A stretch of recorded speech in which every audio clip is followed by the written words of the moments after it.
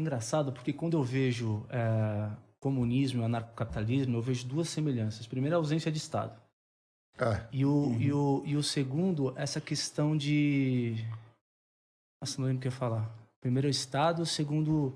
De utopia, você diz, de ser um exatamente. objetivo...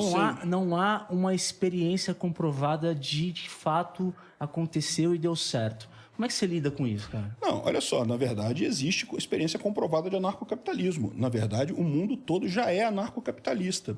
É que você só precisa prestar atenção em como é que são as relações entre países. Os países, eles funcionam exatamente como as pessoas no Anarcocapitalão. Não existe um governo mundial. A ONU não é um governo coercitivo. A ONU não manda em ninguém.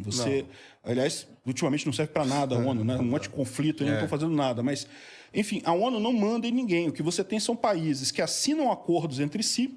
Então, você tem uma regra básica de mínimo, que é os direitos humanos, que é muito similar à ética libertária, um mínimo ético. Fora isso, os países assinam acordos entre si, Comunidade Europeia e coisa e tal. Ou seja, eles formam entre si grupos que as pessoas poderiam formar.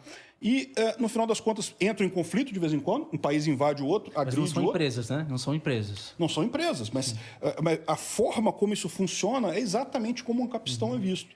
Né? E, bem ou mal, você pode ver que isso tem evoluído no tempo, embora ainda existam países que agridem outros países, cada vez você vê menos isso, né?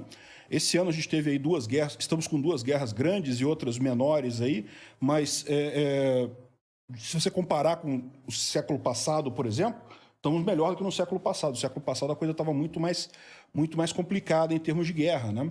A tendência é essa. Quando você tem a livre negociação, quando você tem os países agindo cada um da sua forma, né? É curioso ver até como é que funciona o direito internacional, né? Porque muita gente não sabe. Mas isso é outro ponto também que está levando em direção ao anarcocapitalismo, que é o seguinte. As relações hoje em dia são muito mais internacionais do que no passado. A legislação brasileira, em tese, funciona no Brasil, só no Brasil. O Código de Defesa do Consumidor funciona aqui no Brasil.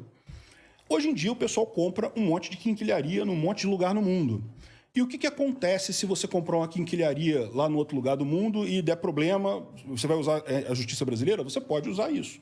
Você pode usar a justiça brasileira. Mas é lento pra caramba, é complicado, é um processo complexo. E se no outro país lá não tiver uma lei equivalente, não tiver uma coisa equivalente, você não vai ganhar nada. As empresas às vezes contratam câmaras arbitrárias para poder ajudar a tirar o problema. Exatamente. E cada vez mais você tem isso. Hoje em dia você tem trabalhismo. Tem um monte de brasileiro trabalhando para empresa americana. Verdade. Aqui no Brasil mesmo. O cara está aqui, o cara ganha em dólar e trabalha à distância e pronto, né? E não só aqui no Brasil, no mundo todo está acontecendo muito isso. As pessoas trabalham. Então, repara como é que as nossas relações elas estão ficando internacionais, estão transcendendo a barreira da legislação da mesma forma. A gente está caminhando para o capistão. É isso que eu falo. A gente está indo nesse sentido. Até onde que vai a coisa, eu não sei. Vamos chegar no capistão mesmo, eu não sei. Mas que a gente está caminhando nesse sentido, a gente está.